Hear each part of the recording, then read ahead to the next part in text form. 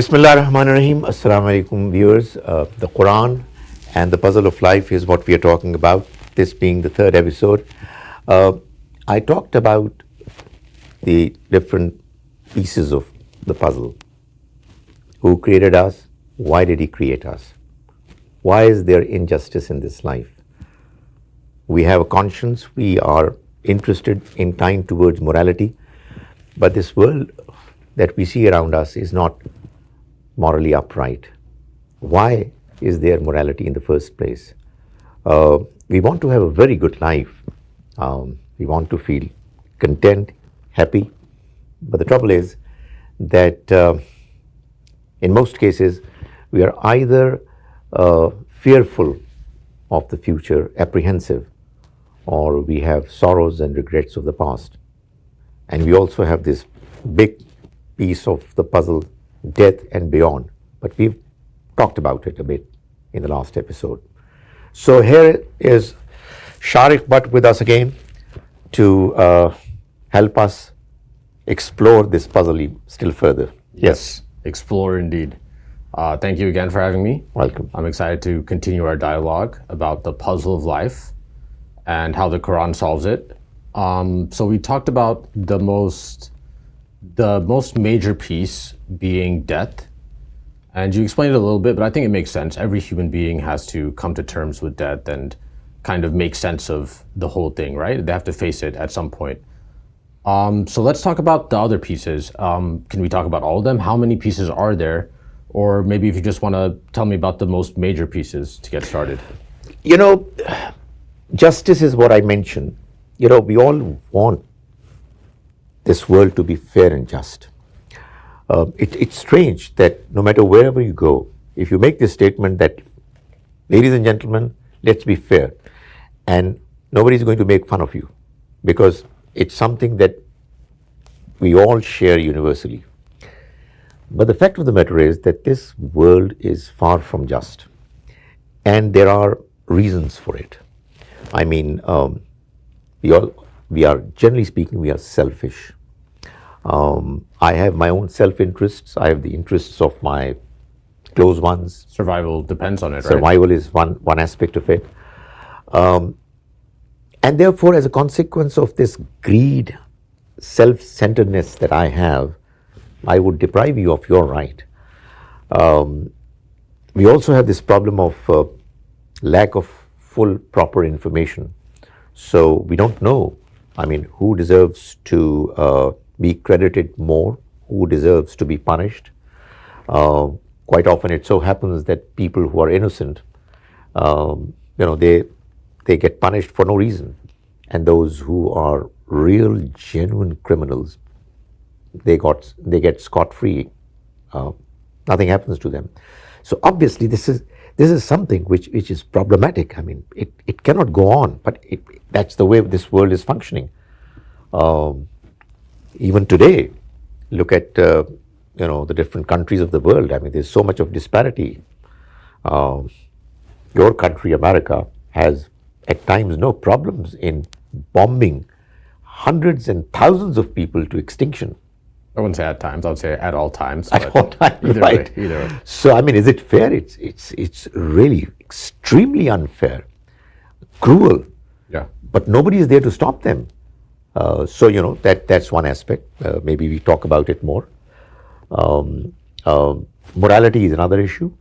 I mean, why is it that I feel that there's certain things that ought to happen, but they're not happening? And there are certain other things which ought not to happen. I mean, we've already talked about justice, but there are many other things. Some people are corrupt, some people tell lies, and what you see is that those who are corrupt and are telling lies, they make progress. Their businesses blossom, their careers are at times much better than those of others. People who are scrupulous, people who are following the law and morality properly, they're not the ones who are always supremely successful. It's a problem. And what is a problem is a puzzle. We already talked about death, but these two pieces are very prominent. So now we're talking about almost success in this world, right? And we can't necessarily conflate that with the afterlife, which seems to be the ultimate goal of putting the puzzle together. Oh yeah, that's the solution. So how do you connect these pieces together?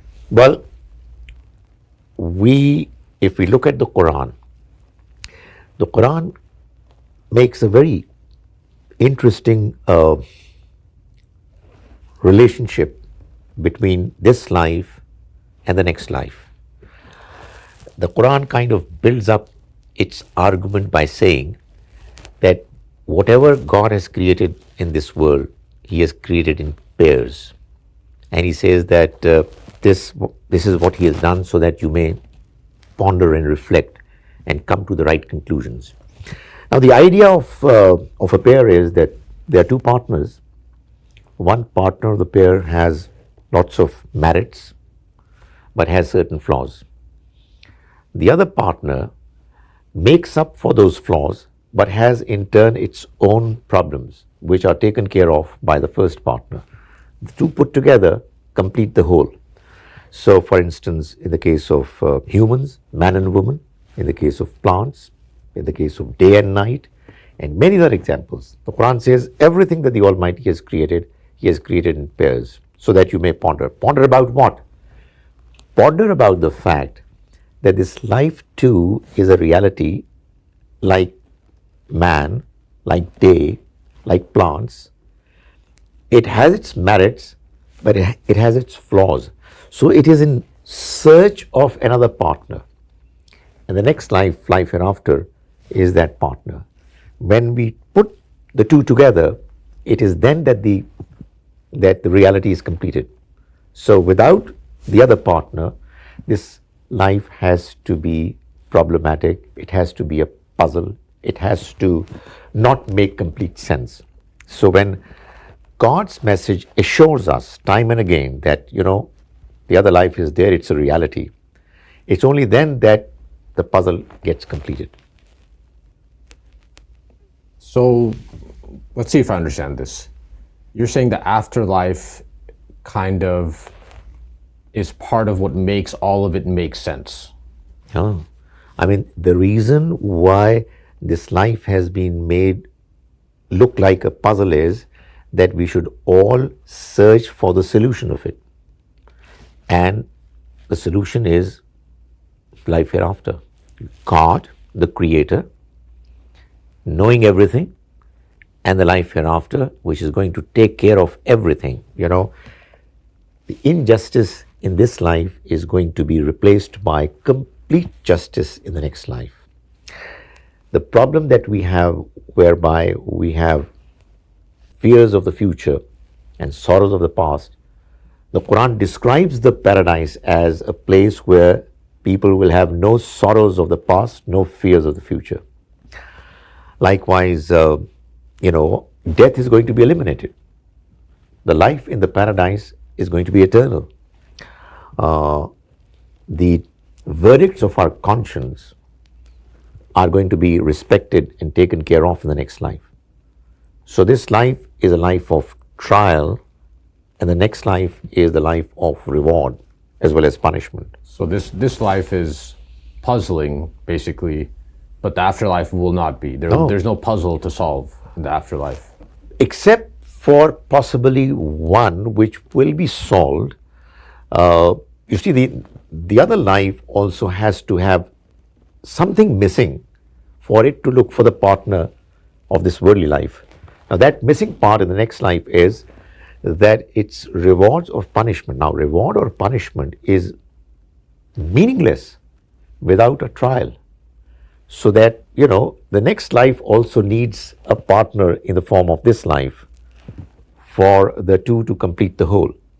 So yes, in many ways, the next life is going to be perfect, but there's going to be an element of imperfection, that if punishment and rewards are going on without anything preceding, then obviously it would make no sense. So you have to have a life of trial, the worldly life, in order for the next life to be justifiable. And if there is no next life, And my goodness, I mean, it's terribly unfair. It makes no sense. It's absurd. It's a joke. And if people are depressed, if people are mentally upset, have psychological problems, well, it's quite understandable. The only solution is that you tell each and every person who is going through some kind of a trauma, difficulty in understanding that, you know, your God is there, He's looking at what's happening, He's going to take care of everything. You just have to wait and do the right things in this life. Go through the test of life as well as you can, and there's a brilliant life waiting for you after your death. Wow. So you've painted a whole picture here at this point, which is fitting for a puzzle. So the puzzle pieces are something like death, justice, injustice, morals, the purpose of life. Yeah. What was your journey that led you to this conclusion? Because I'm very curious. I want to ask you how it applies, how to apply the actual Quran to life to get these results. But first, I'd love to hear what your journey is. It was simple. You know, I did talk about it in the last episode that it was the death of my father which led me to actually look for, I wouldn't say look for the truth. You know, to begin with, it was simply one question. Has he perished or has he been transferred to another life? I mean, I was really desperate about it. And I tell you one thing. If ever you have a chance of solving this puzzle, it's only going to be if you really are genuinely desperate to find out. Well, you were confronted with that puzzle piece, basically. Absolutely. But I tell you, Shariq, I have this feeling, I have this understanding that every human being in some point in time is given an experience that forces him or her to think about the puzzle. I mean, interestingly, I've actually met one and heard almost directly from 2 or 3 other people who all informed me about the same experience of all of them being pilots in the Air Force, that their planes were about to crash when they were shown that part of their lives wherein they were doing things evil, you know, in a flash, and they all miraculously survived and changed the way they were living. So now, you know, they were forced to look for that puzzle. But I think now, in the present modern world, I think it has become far more easier because we have this experience of NDEs, near-death experiences, wherein people actually, many of them have informed, thanks to the advancement in medical science, that there are many people who go through what is described as near-death experiences. They are almost on the verge of death. Actually, they are declared clinically dead, and they come back to life. I have a very strong feeling that this is what God does to ensure that, you know, this extremely materialistic world is given reasons to believe that this is not the only life, and there is a solution to the puzzle that they're facing. So you asked about my journey. Then I read the Quran, and the Quran puts together those pieces, even though there is a challenge. I mean, if you were to follow the traditional understanding, there are going to be lots of difficulties, because you will be given to believe that only your religious group is the right one, everybody else is doomed. Now, you know, as soon as you start understanding that kind of a narrative, you know, you get a feeling that it's not solving the puzzle, it's making it more complicated. So my conviction is that even if you are not a great scholar, you don't know the language of the Quran quite as well as a scholar should, you just read the translation, you would know many of the interpretations are either making sense or not. And when I say that they're making sense, then what I mean is that they are solving the puzzle.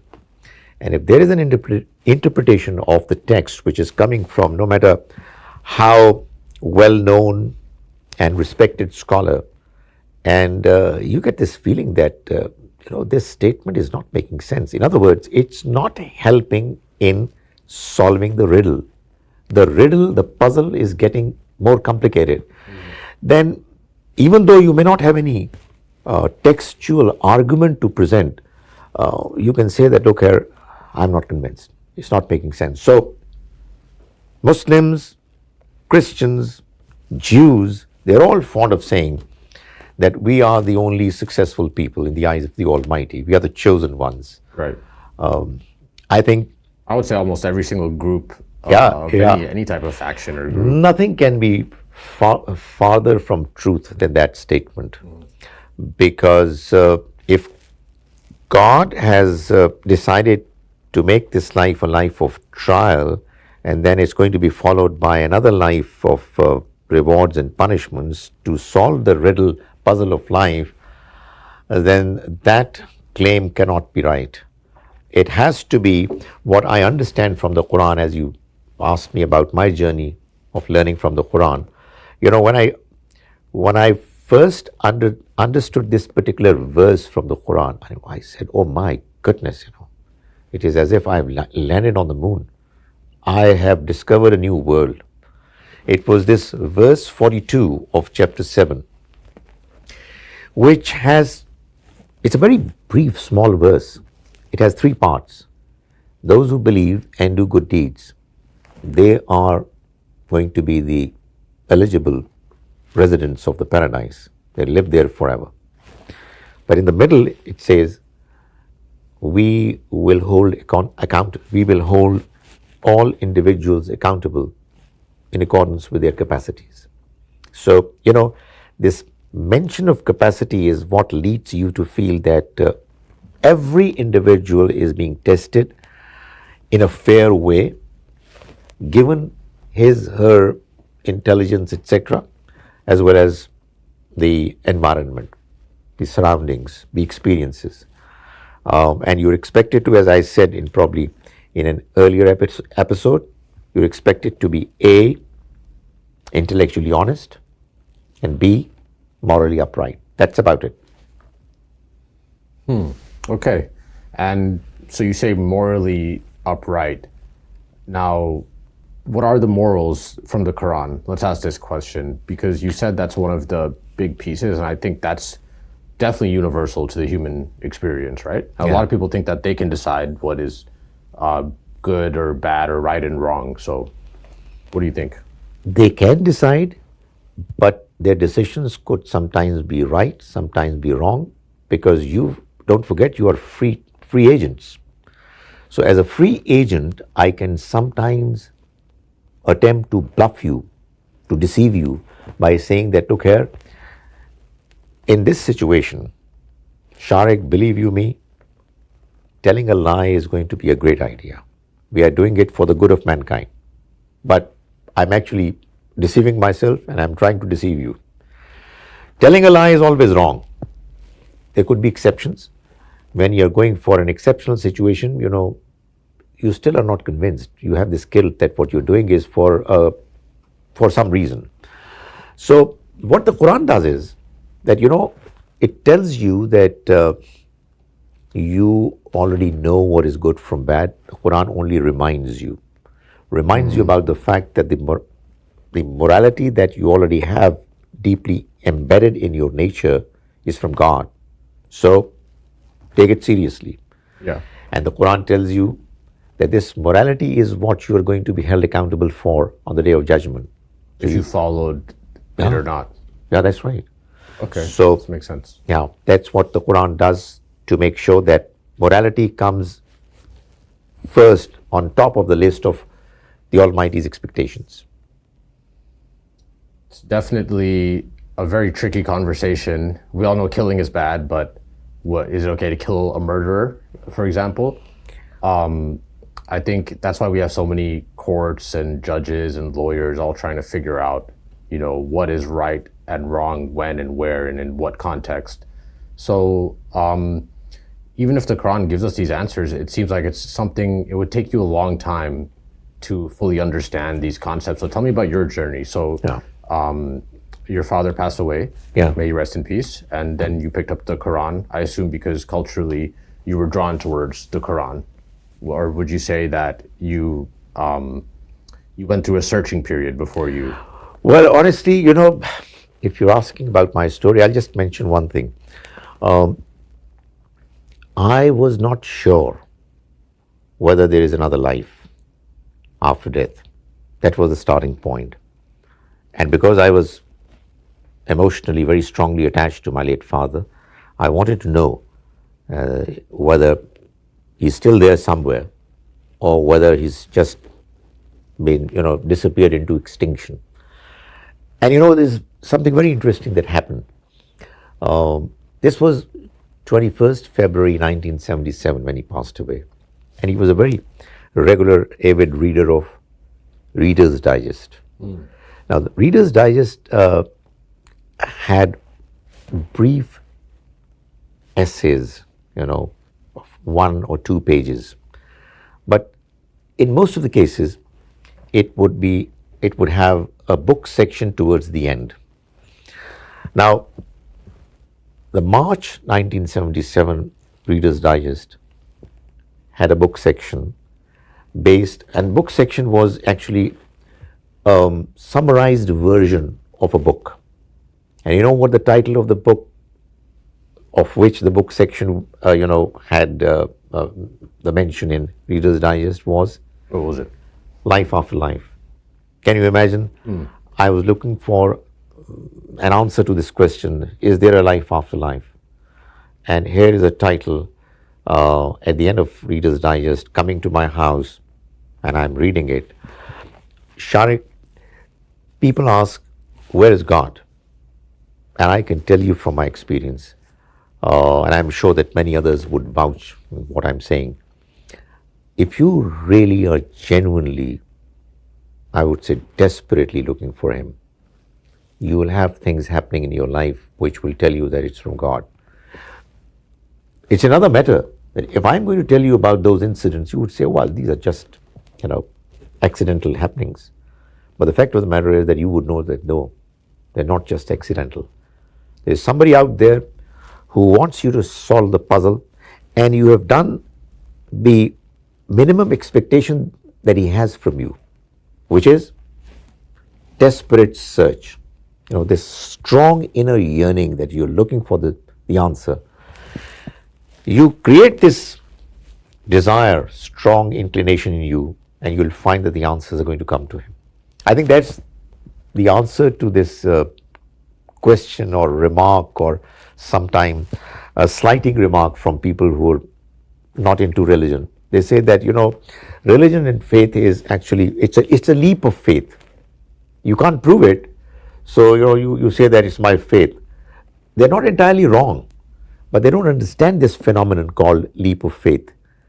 You reach a certain stage in your intellectual search, and thereafter God takes over and says, now let me do it. But He's not going to do it for others. He's going to do it for you, given your sincerity. Wow. I want to know how one would get started, but unfortunately we're running out of time. We're actually probably about 5 minutes over at this point. Okay. So we'll save that for the next episode. We'll start to talk about how you would recommend somebody else start on this journey. Everybody's definitely in search of something. They might just not necessarily know why yet. So we'll cover that in the next episode. And yeah, go ahead. Yeah, indeed we will. So thank you very much for listening to us. The Quran and the Puzzle of Life. Hopefully you will join us in the 4th episode. Thank you for listening to us. Assalamu alaikum.